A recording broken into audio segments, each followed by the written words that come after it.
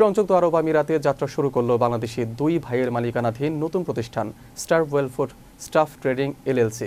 আমিরাত প্রতিনিধি জানান, সোমবার সংযুক্ত আরব আমিরাতের রাজধানী আবুধাবির শহরে ট্যাঙ্কার মাই বাসস্টপের পেছনের মসজিদের উত্তর পাশে বাংলাদেশি তাজা শাক সবজি, মাছ, শুটকি, দেশীয় মৌসুমি ফল এবং বিদেশি ফল ফলাদির বিপুল সমাহার নিয়ে এই প্রতিষ্ঠানটি যাত্রা শুরু করে।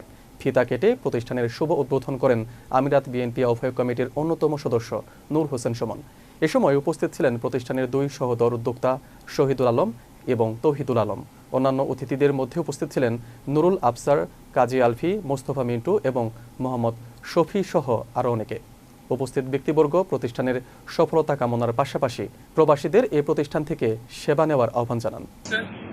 আজকে বাংলাদেশে বিভিন্ন প্রতিকূলতার ভিতরেও যারা এখানে বাংলাদেশি ব্যবসায়ীরা উদ্যোক্তারা রয়েছে, তারা চেষ্টা করে যাচ্ছেন এখনও এই প্রতিকূলতাকে কাটিয়ে প্রতিষ্ঠানের নতুন নতুন কর্মসংস্থানের সৃষ্টি করা। আপনারা অবগত রয়েছেন আমাদের বাংলাদেশের বিষয় সম্পর্কে বর্তমানে যে পরিস্থিতি চলতেছে, আপনারা অবশ্যই এই দিকগুলো ফলো করে আপনারা দেশের আইন কানুন মেনে চলার চেষ্টা করবেন।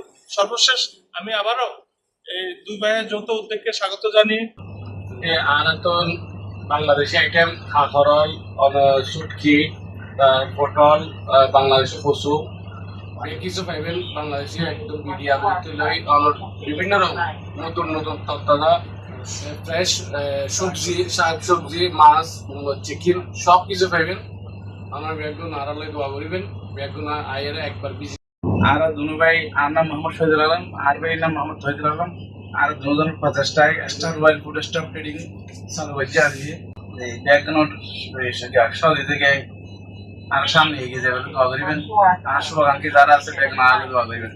এরিয়া দিয়ে ট্যাঙ্কার মাই এরিয়া এই এরিয়া এখন বর্তমানে আর উদ্বোধনী দোয়ানোর মধ্যে আপনারা প্রত্যেক কিছু ফ্রেশ পাইবেন। আপনারা ব্যাগুন ঈদ আইবেন আর গাছি কমিটির নিরাপ খেদমত গাছ আর রোহিত ভাই, আপনারা ব্যাগুন আইবেন ঈদ আইয়ের বাংলাদেশি পণ্য ব্যাগই পাইবেন ইনশাল্লাহ। আপনারা আর দোয়া করিবেন।